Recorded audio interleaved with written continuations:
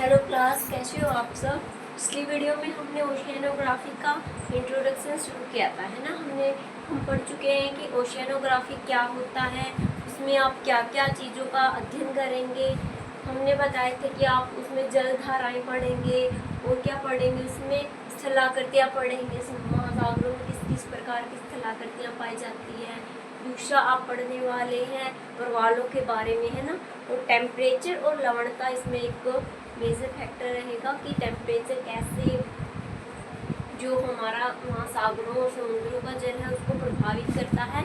और दूसरा हमारा रहेगा लवणता की लवणता जो है महासागरों को कैसे प्रभावित करती है, कितने प्रतिशत लवणीय जल है, कितने प्रतिशत अलवणीय जल है, ये मैंने आपको कल बता दिया था। टेम्परेचर के बारे में भी मैंने आपको ब्रीफली समझा दिया था। आज हम देखेंगे, आज हमारे जो क्लास है वो दो टॉपिक को लेके रहेगा। एक हम पढ़ेंगे लवणता के बारे में,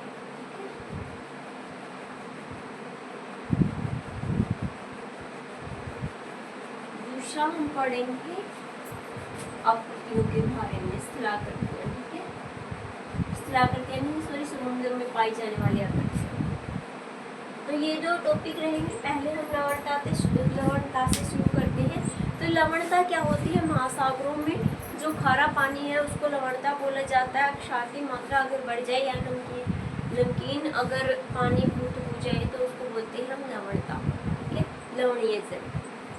तो लवणता जो है वो किन किन कारकों पे निर्भर करती है, धाराओं की उपस्थिति कैसी रहती है। गर्म जल धाराओं में देखो, मैं आपको पॉइंट टू पॉइंट समझाती जाऊंगी। देखो, लवणता का अर्थ है, अगर वैसे ले तो खारापन, ठीक है।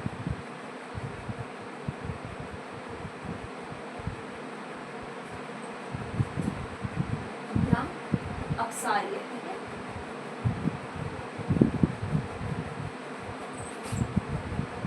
महासागरों में लवणता के क्या क्या रीजन हो सकते हैं, ये देखो।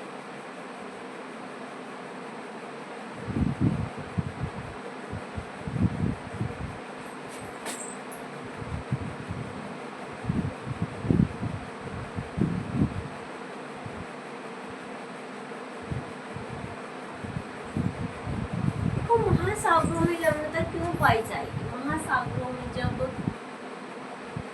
नंबर 1 पॉइंट रहेगा जल धाराओं। जल धारा कितने प्रकार की हो सकती है, या तो ठंडी जल धारा हो सकती है या गर्म जल धारा हो सकती है, ठीक है। अगर गर्म जल धारा है तो वो पानी क्या होगा, गर्म होगा, और गर्म होने की वजह से भाप बन के ऊपर जाएगा और इसकी वजह से क्या होगा, वाष्पन होगा। वाष्पन अधिक, तो जो H2O है, मतलब जो पानी है वो तो भाप बन के उड़ गया, लेकिन उसमें जो नमक की क्षार की मात्रा थी वो तो महासागरों में ही रह गई, वो तो नहीं उड़ी, वो वाष्पन हो, उसका तो वाष्पन नहीं हुआ, इवेपोरेशन नहीं हुआ, तो वो तो नीचे ही रह गई। तो कम पानी में अगर अधिक मात्रा में जब अक्सार रह जाएगा तो क्या होगा, लवणता ज़्यादा हो जाएगी उस क्षेत्र की। तो वाष्पन में अधिकता इज इक्वल टू लवणता में अधिकता। ठंडी जल धाराओं में क्या होगा, ये जल धाराओं पर डिपेंड करेगा किस प्रकार की है, खारी है या कैसी है। इसमें इवेपोरेशन पे डिपेंड नहीं होता, केवल जल धारा जिस प्रकार की होगी वैसे ही इवेपोरेशन होगा। अगर ठंडी जल धारा में अक्षारीयपन ज़्यादा है तो लवणता ज़्यादा होगी। अगर ठंडी जल धारा में अक्षारीय जो एसिड है वो कम रहे, अक्सारीयपन है जो वो कम होगा, तो जलधारा, ठंडी जलधारा का जो महासागरों का लवणता है वो कम रहेगी, ठीक है। तो ठंडी जलधारा में किस पे निर्भर करेगा, जलधारा किस प्रकार की। लेकिन गर्म जलधारा जहाँ भी होगी वहाँ वाष्पन अधिक होने के कारण क्या होगा, लवणता अधिक रहेगी हमेशा, ठीक है। ध्यान रखना इस टॉपिक को। कंफ्यूजिंग पॉइंट लग रहा होगा आपको ये। दूसरा क्या रीजन रहेगा लवणता अधिक होने का,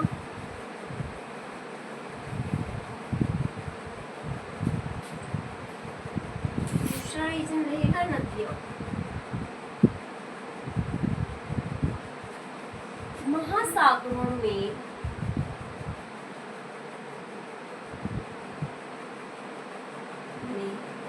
जितनी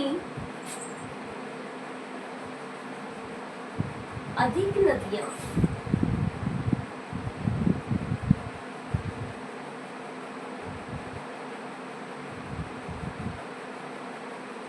अपना जल विसर्जित करेगी,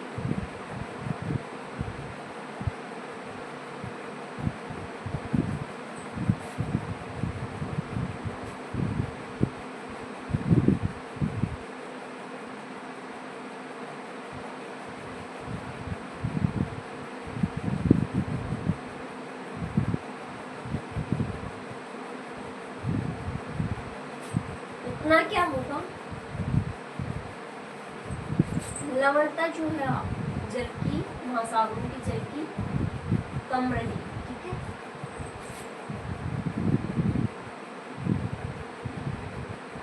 रीजन क्या रहा इसका,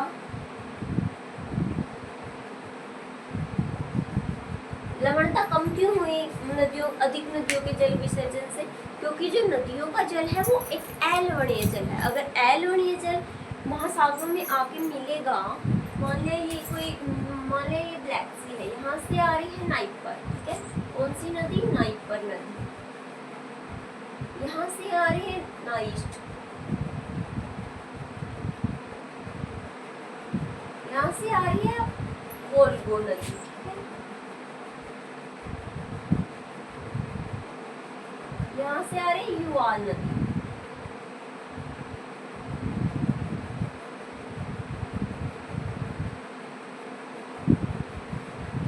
तो ये बहुत सारी नदियां, अगर यहाँ से आ रही है डोन नदी, ये डोन नदी जो है बहुत ही एक इसको वो माना जाता है, इसको विश्व में सबसे अधिक देशों से गुजरने वाली नदी माना जाता है, क्योंकि ये डोन नदी जो है वो 10 देशों से होकर गुजरते हैं। तो ये पॉइंट भी आप याद रखोगे जब नदियों वाला चैप्टर पढ़ोगे, 10 देशों से गुजरती है।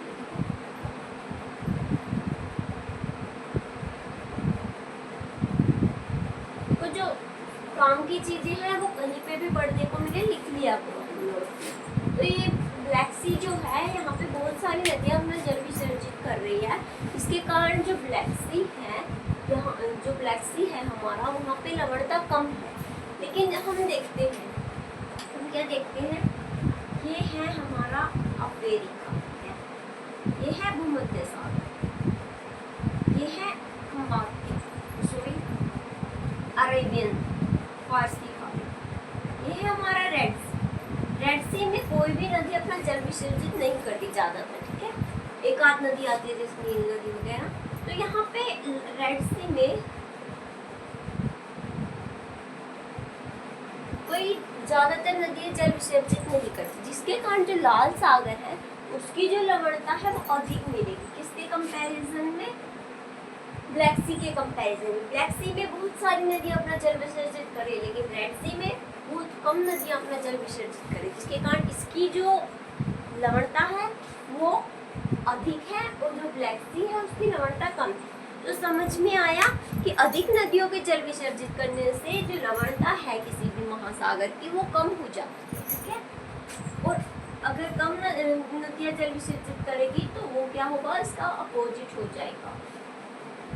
अगर नदियाँ कम जल विसर्जित कर रही है तो उसका अपोजिट क्या होगा, लवणता अधिक हो जाएगी, ठीक है। दूसरा क्या रीजन रहेगा इसका,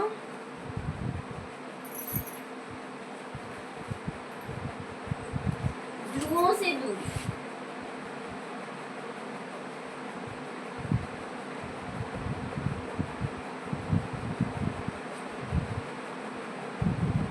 ध्रुवों से दूरी से आपको कैसे समझाता है, देखो मैंने आपको बताया था सूर्य का उत्तरायण और दक्षिणायन होना बताया था, है ना। ये हमारा क्या था, इक्वेटर था, ये कर्क रेखा थी और ये मकर रेखा थी। तो जो जैसे जैसे हम ध्रुवों से दूर जाते हैं तो लवणता क्या होगी, वहाँ पे सूर्य का प्रकाश अधिक आएगा, यहाँ पे पोलर एरिया है यहाँ पे पोलर एरिया है। अगर हम इस साइड चलते, ध्रुवों से दूर चलते, तो टेम्परेचर क्या है, वो बढ़ेगा, टेम्परेचर बढ़ता जाएगा। टेम्परेचर के बढ़ने से क्या होगा, इवेपोरेशन होगा, और इवेपोरेशन से क्या रहेगा, वाष्पन होगा। वाष्पन होने से क्या होगा, लवणता अधिक हो जाएगी, क्योंकि जो महासागरों में जल है उसका अगर उत्सर्जन हो गया है, वो जल वाष्प बन गया है, तो जो लवणता थी महासागरों के जल में वो तो वहीं पे रह गई है, क्योंकि उसका तो इवेपोरेशन नहीं हुआ है। तो कम जल अगर महासागर में रह गया है, तो जल की कमी होने के कारण जो कम जल में वो लवणता जितनी भी थी, ज़्यादा जल में, वो कम जल में अगर रहेगी तो लवणता का जो स्तर है उस जल के कंपैरिजन में ज़्यादा हो जाएगा, है ना। तो जैसे ही हम ध्रुवों से दूर चलेंगे, ध्रुवों से दूर जाने पर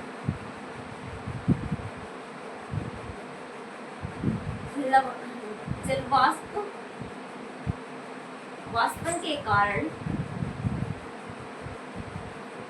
अधिक होने के कारण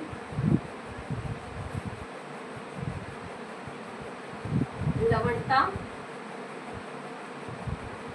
अधिक होगी, ठीक है। ध्यान रहेंगे ये तो 3 पॉइंट आपको। एक था हमारा नदियों का जितनी ज़्यादा नदियाँ जल विसर्जित करेगी उतनी ज़्यादा जो लवणता है वो कम हो जाएगी। दूसरा था गर्म जलधारा और ठंडी जलधारा को लेके। गर्म जलधारा में इवेपोरेशन होने के कारण क्या होगा, लवणता बढ़ जाएगी। तीसरा है हमारा ध्रुवों से दूरी। ध्रुवों से दूरी में क्या होगा, ध्रुवों से दूरी अगर होगी जितना ध्रुवों से दूर जाएगा तो उतना ज़्यादा इवेपोरेशन होगा, और इवेपोरेशन से क्या होगा, लवणता का जो स्तर है विद्यमान जल में वो अधिक हो जाएगा, ठीक है। तो ध्यान रहेगा, ये था हमारा लवणता का एक टॉपिक। आई होप आपको समझ में आया होगा। देखो इसी के कारण क्या होता है, ध्रुवों से दूरी के कारण, इसका एक एग्जाम्पल देखते हैं मैप के माध्यम से।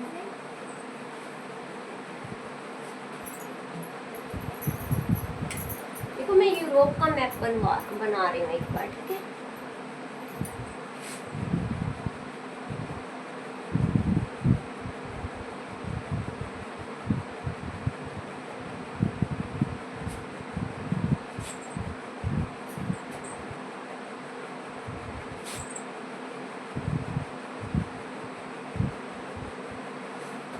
ये है हमारा यूरोप, यहाँ पे है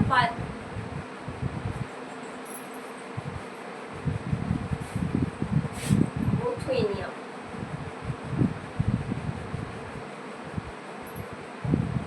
की खाड़ी,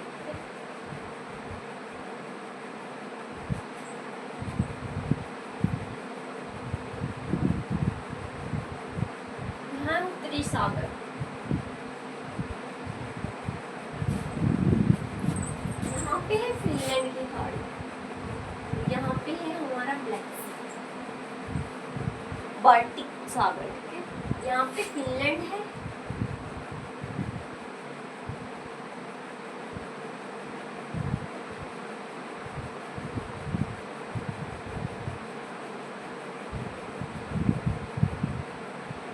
ये है हमारा बाल्टिक सागर।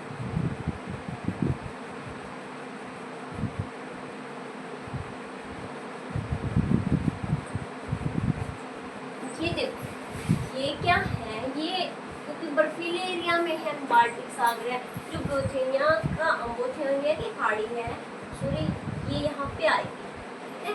और यहाँ पे क्या है, यहाँ पे बहुत ज़्यादा बर्फीला एरिया है, ध्रुवों के बहुत पास है ये, और पास होने के कारण इसमें क्या पाया जाता है, सबसे कम लवणता पाई जाती है सागरों के कंपैरिजन में, सबसे कम लवणता, ठीक है। तो ये वाला पॉइंट आप याद रखने कि सबसे कम लवणता कहाँ पे देखने को मिलती है, हमें बोथनिया की खाड़ी में, ठीक है। बोथनिया की खाड़ी में हमें सबसे कम लवणता देखने को मिलेगी। फिर उसके बाद फिनलैंड, बाल्टिक सागर, ऐसे यहाँ पे कैस्पियन सागर आ गया, यहाँ पे ब्लैक सी है हमारा, तो यहाँ पे ब्लैक सी है। तो इन जगह पे क्योंकि ये ध्रुवों के पास में है तो इस यहाँ पे लवणता कम देखने को मिलेगी। लेकिन जैसे ही हम जैसे लाल सागर के पास आते हैं, इवेपोरेशन पोजीशन वहाँ पे ज़्यादा होगा, वो मध्य रेखा के एकदम पास है वो, वहाँ पे तो 2 बार सूर्य उत्तरायण होगा, जिसके कारण वहाँ पे जो लवणता है इवेपोरेशन ज़्यादा होने के कारण अधिक रहेगी, तो वहाँ पे क्या होगा, लवणता ज़्यादा रहेगी। तो ये था हमारा लवणता का टॉपिक। आई होप आपको क्लियर हो गया हो अब तो, है इजी था ना बिल्कुल। वैसे ही हम हवा में ले गए थे इसको, बहुत ज़्यादा है कुछ था नहीं वैसे।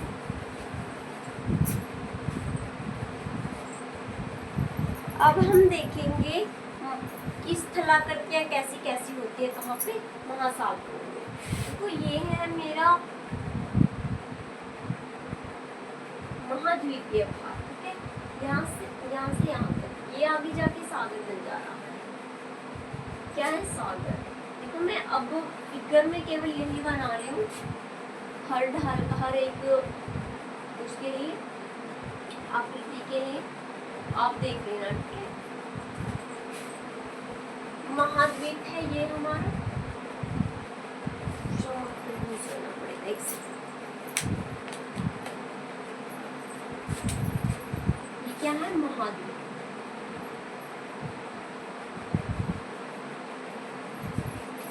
इसमें हम देखते हैं कि एक आता है महाद्वीपीय स्लेट, महाद्वीपीय स्लेट, ये कहाँ पे है,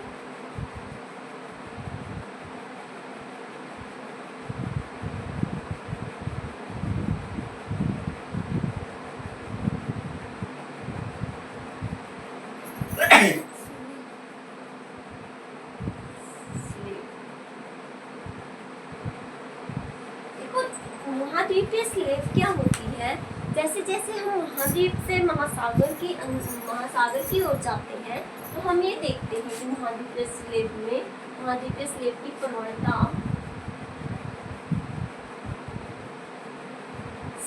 इसमें देखते हैं कि समुद्र की जो गहराई है,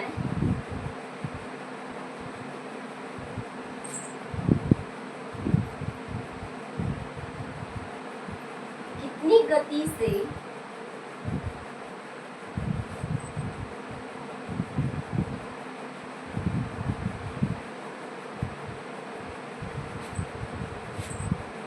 अधिक गहरी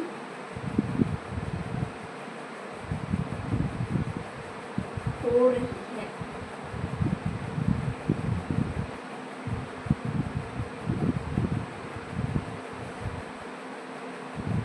देखो एक तो ये वाला ढलान होता है, ये मेरा महाद्वीप है, ठीक है।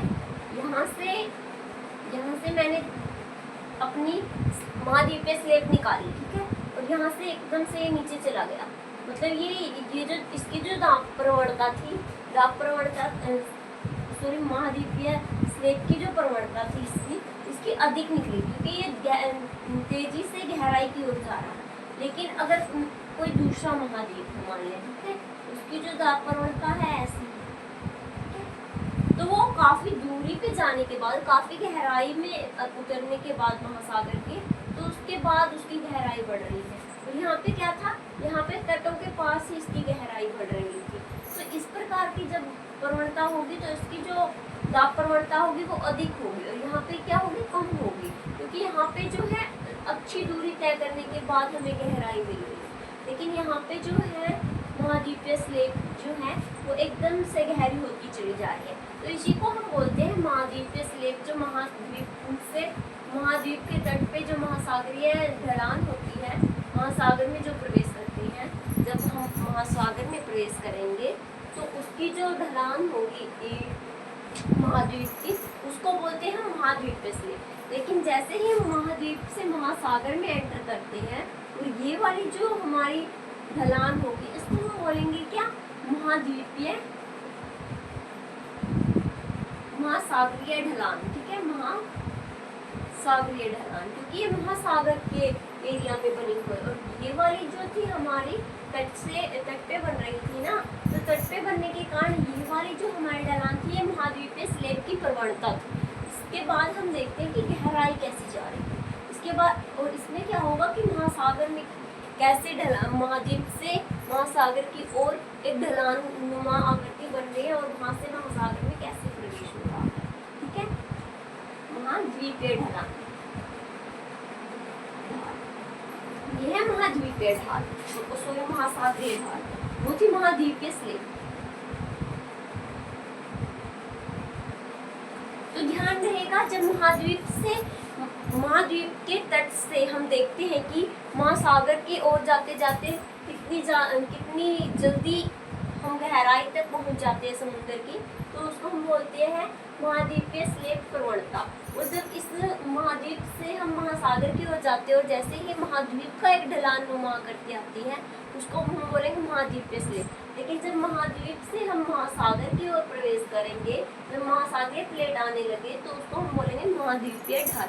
जब महाद्वीपीय जो ढाल है, महाद्वीपीय जो प्लेट है वो समाप्त हो गए, महासागर की जो प्लेट है उसमें हम एंटर करना शुरू कर दे और वहाँ पे जो ढलान बनेंगी उसको हम बोलेंगे क्या, महासागरीय ढलान। ठीक है, ध्यान रहेगा दोनों का अंतर। एक बार मैं फिर से लिखवा देती हूँ।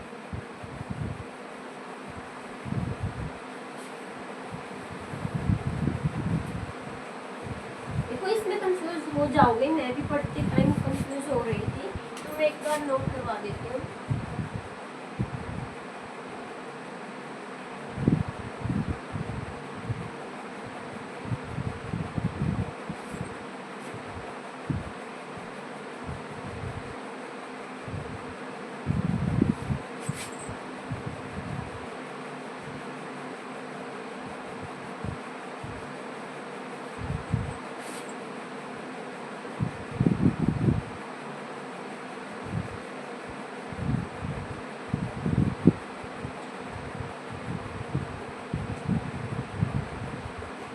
महाद्वीपीय स्लेट क्या है, महाद्वीप के तट से बना ढाल या संकीर्ण भाग। ठीक है, और महासागरीय ढलान क्या है,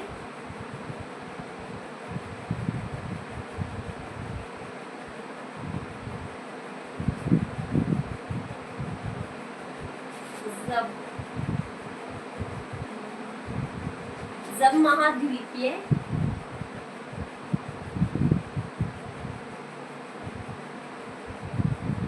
प्लेट समाप्त हो जाए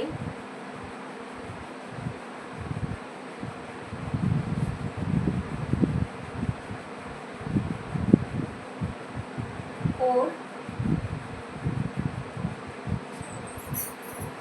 महासागर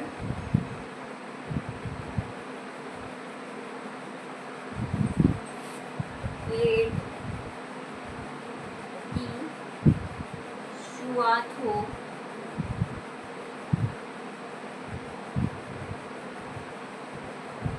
उस क्षेत्रीय ढाल को महासागरीय ढाल बोलते हैं। ठीक है, महाद्वीपीय प्लेट जहाँ समाप्त हो जाए, महासागरीय प्लेट की शुरुआत हो से महाद्वीपीय ढाल बने।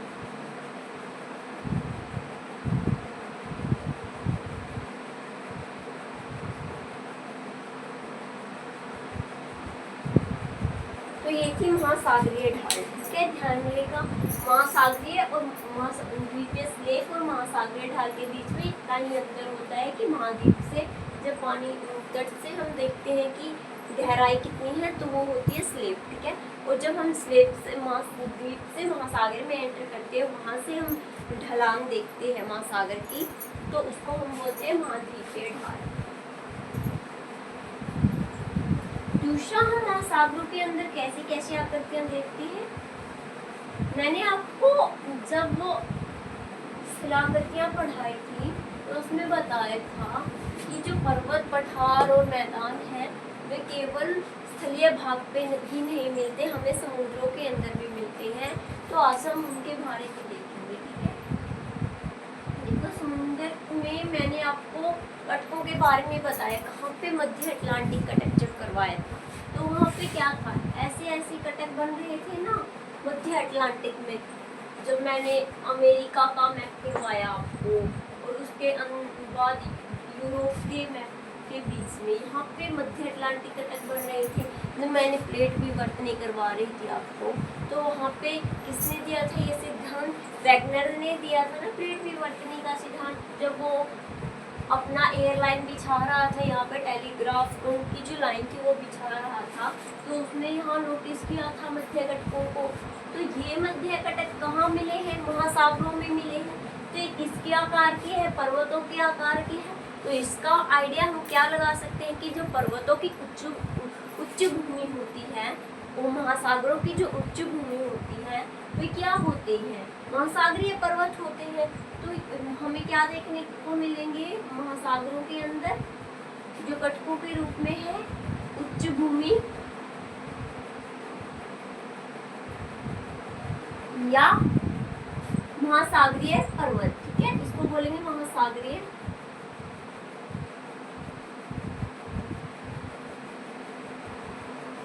पर्वत। ठीक है, ध्यान रहेगा ये आपको। तीसरा क्या था? इसके बाद कौन सा प्लेन? देखो ये मैंने थोड़ा अलग बनाया। सबसे पहले ये कटक बना, फिर इसका जलधाराओं के माध्यम से या किसी भी रीजन से इसका जो था कटाव हुआ, फिर क्या बना? ये क्या बना? पठार बना। और इस पठार को यहाँ पे पठार नहीं बोलते, यहाँ पे बोलते हैं गियोड। क्या बोलेंगे? गियोड।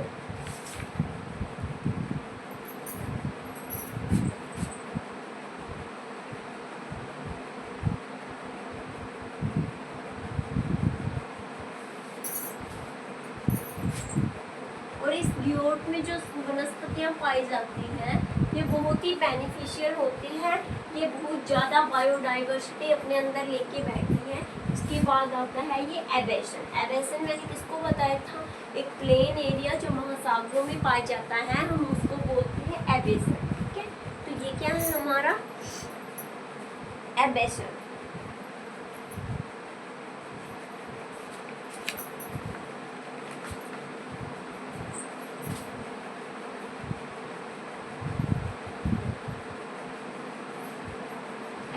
प्लेन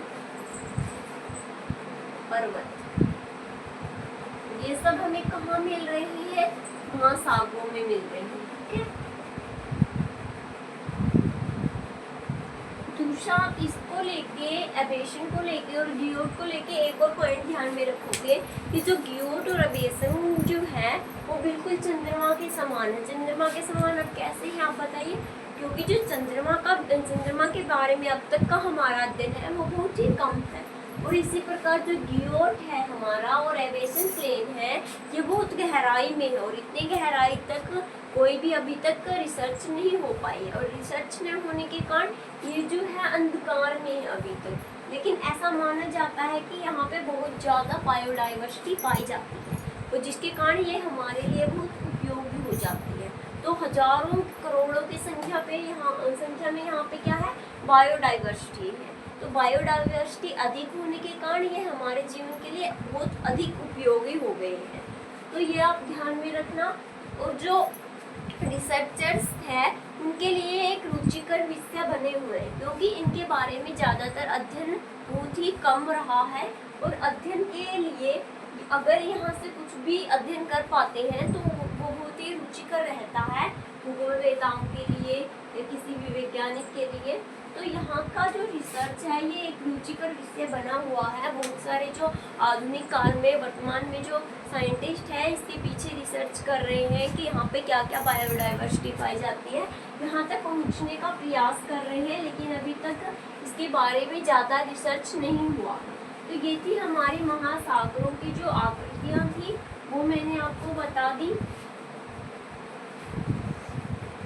इजी थी ना बिल्कुल ये आकृतियाँ, इसमें कोई टफ वाली बात नहीं थी, है ना।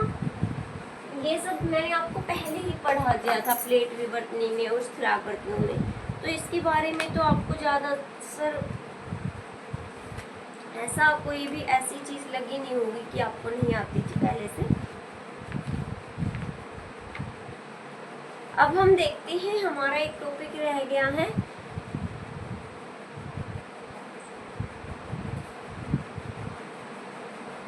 ज्वार और भाटे को लेकर।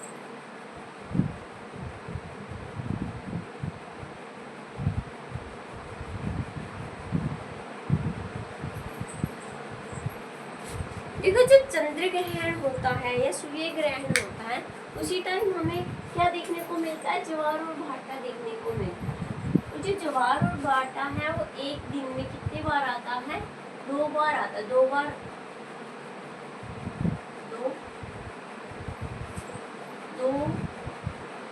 हमें ज्वार देखने को मिलेगा एक दिन में,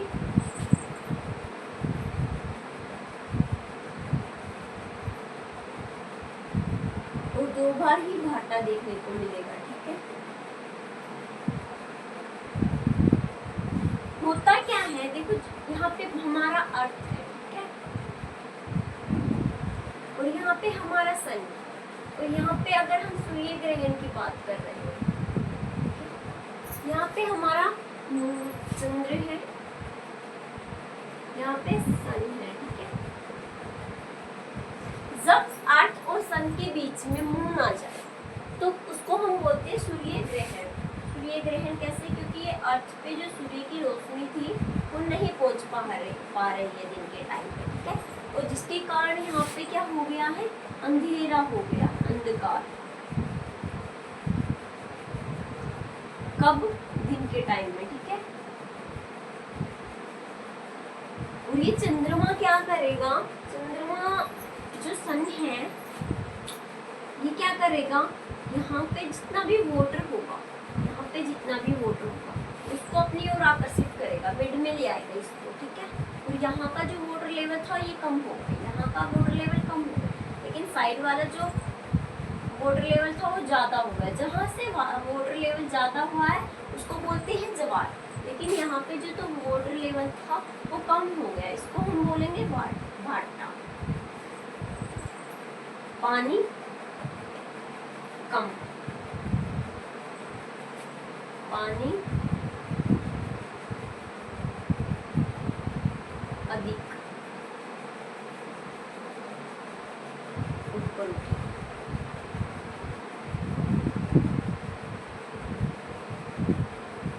क्योंकि जब ज्वार आता है तो ऐसे पानी ऊपर उठता है, वो जो नीचे वाला साइड का एरिया था वहाँ पे, अगर यहाँ पे ज्वार आया तो ये अगल बगल का एरिया था, यहाँ से पानी इकट्ठा किया उसने, और यहाँ पे जो ज्वार था ऊपर उठा, तो यहाँ का पानी तो अधिक हो गया, लेकिन साइड वाला जो पानी है वो तो कम रह गया। और यहाँ पे क्या हुआ, फिर यहाँ पे भाटा आया है, फिर यहाँ पे क्या आया है, यहाँ पे ज्वार आया है। तो ये दिन में 2 बार देखने को मिलते हैं हमें, एक बार 6 घंटे में हमें ज्वार देखने को मिलेगा, अगले 6 घंटे में हमें भाटा देखने को मिलेगा। तो इस प्रकार ही 24 घंटे में हमें 4 बार ज्वार भाटा देखने को मिलते हैं। ठीक है, तो ये आप समझ गए होंगे। मैं आपके लिए यहाँ पे लिख भी देती हूँ, ज्वार क्या होता है। वह चित्र जहाँ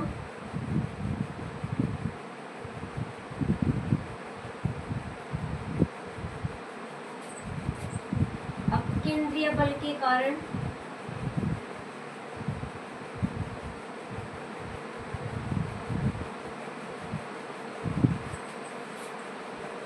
पानी अधिक आया और ऊपर उठा।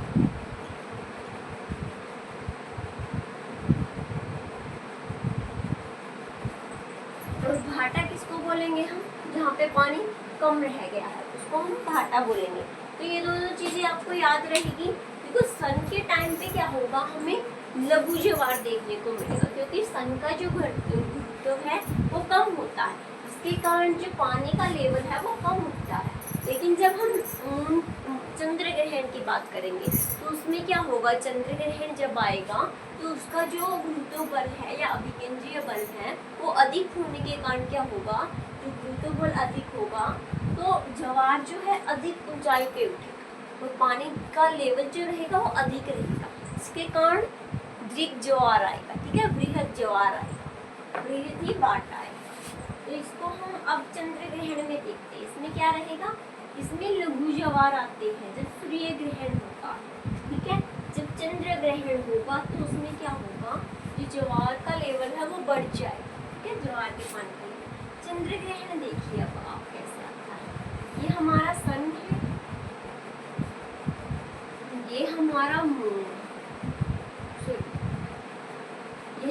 अर्थ, चंद्र ग्रहण, इसको हम कहते हैं चंद्र ग्रहण पड़ रहा है, ठीक है। और यहाँ पे देखो, जब अर्थ जो है वो मून के और सन के बीच में आ जाती है। अर्थ, जब पृथ्वी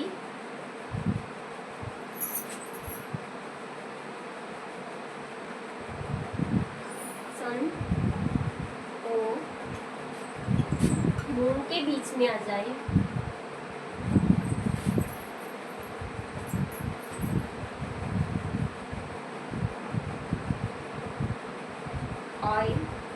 तो चंद्र ग्रहण होगा। क्या होगा? चंद्र ग्रहण। और जब मून पृथ्वी और सन के बीच में आता है तब क्या होता है? तब होता है सूर्य ग्रहण। जब पृथ्वी सन और मून के बीच में आएगी तो होगा चंद्र ग्रहण। तो इस प्रकार जो चंद्रमा सन का जो इफेक्ट है, सूर्य की जो किरणें हैं वो चंद्रमा पे सीधी नहीं पड़ रही है, तो चंद्रमा पे किरणें न पहुंचने के कारण यहाँ पे अंधेरा हो गया है, तो इसको हम बोलते हैं चंद्र ग्रहण। तो ये चंद्र ग्रहण में क्या होगा, ये ज्यादा ऑब्जर्व कर लेगा, जो अर्थ का पानी है इसको ज्यादा ऑब्जर्व करके ऊपर उठाएगा, ठीक है। यहाँ पे तो यहाँ पे जवार क्या होगा? बृहत आएगा, बृहत जवार आएगा। वहाँ पे क्या था? लघु जवार आ रहा था। लेकिन जैसे जैसे देखो, इस सिचुएशन में तो ये बिल्कुल मिड में है, लेकिन जो मून है वो अर्थ के अराउंड चक्कर लगाता है, क्योंकि जो मून है वो सन का एक सैटेलाइट है। और ये सूर्य ग्रहण और चंद्र ग्रहण हमें कब देखने को मिलते हैं? यह अमावस्या के दिन देखने को मिलती है ना, 15 दिनों में, महीने के 15 दिन बाद। तो ये मून जो है ये अगर राउंड करता करता यहाँ पे आ रहा है, और अमावस्या इस दिन वाले जब ये यहाँ पे है, इस दिन अगर अमावस्या आ गई तो इस पे कम इफेक्ट पड़ेगा। तो कम इफेक्ट पड़ेगा तो इसको बोलेंगे हम अर्धचंद्र ग्रहण, ठीक है। क्या बोलेंगे हम इसको? अर्धचंद्र ग्रहण।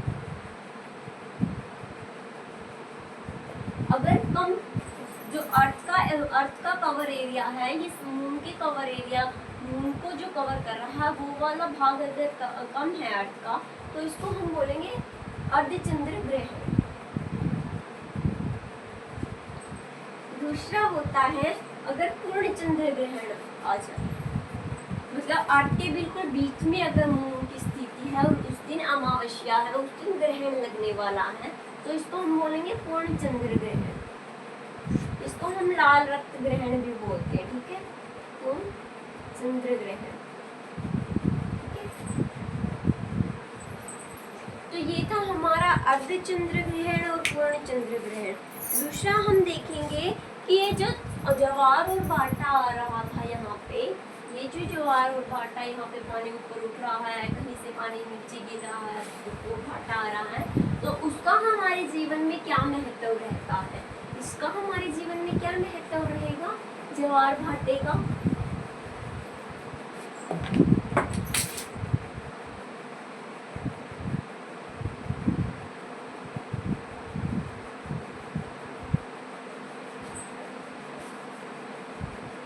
इसका हम यूज करते हैं पोर्ट के रूप में। पोर्ट के रूप में कैसे? बंदरगाह के रूप में।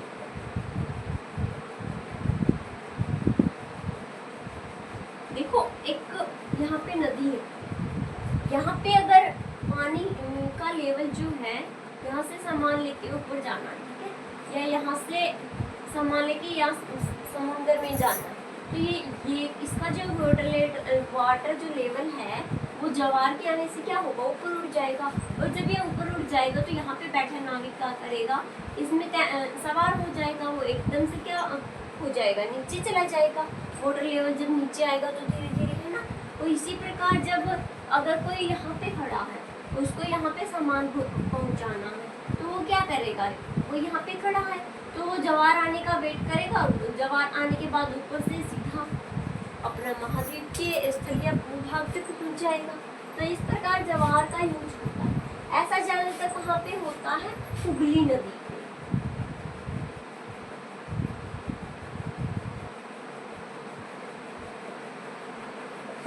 हुगली नदी में कैसे, हुगली नदी में क्या होता है कि हुगली नदी जो है हमारी वो कलकत्ता में है, और कलकत्ता में जब इसका वाटर लेवल, हमारा व्यापार होता है बांग्लादेश को या अन्य किसी यूरोपीय देशों को, तो वाटर लेवल जब ज्वार के कारण अधिक होगा तो वहाँ क्या करेंगे नाविक, उसका वेट करेंगे ज्वार का, और ज्वार आने के बाद वे उसके सहारे अपना जो फ्यूल है, अपना तेल है, उसको बचा के उस ज्वार का सहारा लेके अपना सामान भेज देंगे। ठीक है, तो ये था हमारा आज का क्लास। कैसा लगा आपको? आई होप अच्छा लगा होगा, मज़ा आ रहा होगा आपको, ओशियनोग्राफी में कोई दिक्कत नहीं आ रही होगी, आई होप, है ना।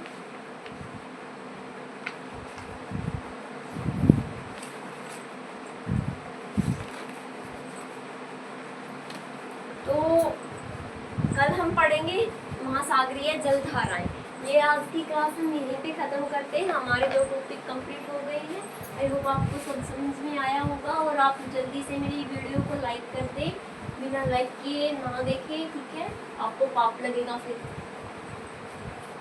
अपने दोस्तों को भी शेयर करें, और मेरे जो सब्सक्राइबर हैं वो आप भी देख रहे हैं बहुत ही कम है, लेकिन मैं इतना गंदा कंटेंट दे भी नहीं रही हूँ आपको, फिर भी पता नहीं क्यों मेरे जो सब्सक्राइबर है वो बढ़ ही नहीं रहे हैं। तो इसके लिए आप मेरी मदद कर सकते हैं अपने दोस्तों से, जो भी आपके जान पहचान में इस चीज़ की तैयारी कर रहा है, ज्योग्राफी में इंटरेस्टेड है, किसी का टॉपिक छूट गया है, तो आप उसको शेयर करके ये वाले टॉपिक कवर करवा सकते हैं। Thank you so much, good day.